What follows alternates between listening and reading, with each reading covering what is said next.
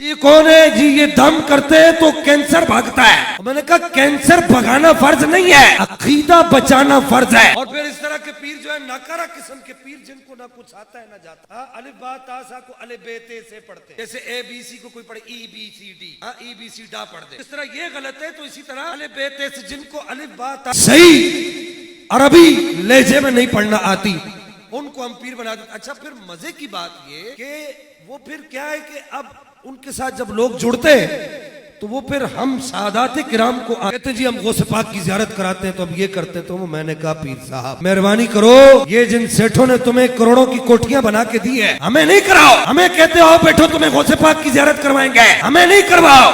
اللہ کا کرم ہے، ہم غوث پاک کی اولاد ہیں، سرکار بغداد کا جلوہ زیبا ہماری نگاہوں سے کبھی اوجھل ہوتا ہی نہیں ہے۔ ہمیں دھمکی دیتے ہو غوث پاک کی زیارت کی۔ میں کہتا ہوں یہ جو سیٹ ہیں، جتنے بڑے بڑے سیٹ کیا، ان سب کو ایسے پیروں کے گریبان پکڑنے چاہیے اور کہنا چاہیے کہ پیر صاحب شاہ جی کو زیارت بعد میں کروانا، پہلے مجھے کرواؤ، میں نے تمہارے اتنے بڑے بڑے بنگلے بنائے، تمہیں گاڑیاں دی ہے، پہلے ہمیں تو زیارت کرواؤ نا، تو ان کو زیارت کروا لے، ہمیں زیارت کروانے کی ضرورت نہیں ہے۔ اور پھر یہ کہنا کہ آگ جلاؤ اس میں کودتے ہیں، اگر غیرت ہے تو جگہ بتاؤ اور پہلے اور بعد والی کہانی نہیں کرو، یعنی بولو پہلے تم کودو تو پھر ہم کودیں گے، نا نا نا نا، ہم غوث پاک کی اولاد سے امام حسن کے بیٹے ہیں یار، تم نے ہمیں ہلکا لے لیا ہے۔ آگ جلا، جگہ بتا، ہمارا ہاتھ پکڑنا، میں اپنے بابا غوث پاک کو پکاروں گا، دیکھیں گے غوث پاک کس کی دستگیری کرتے ہیں۔ اب وہ اس طرح کے پیر جو ہے ہمیں آنکھیں دکھاتے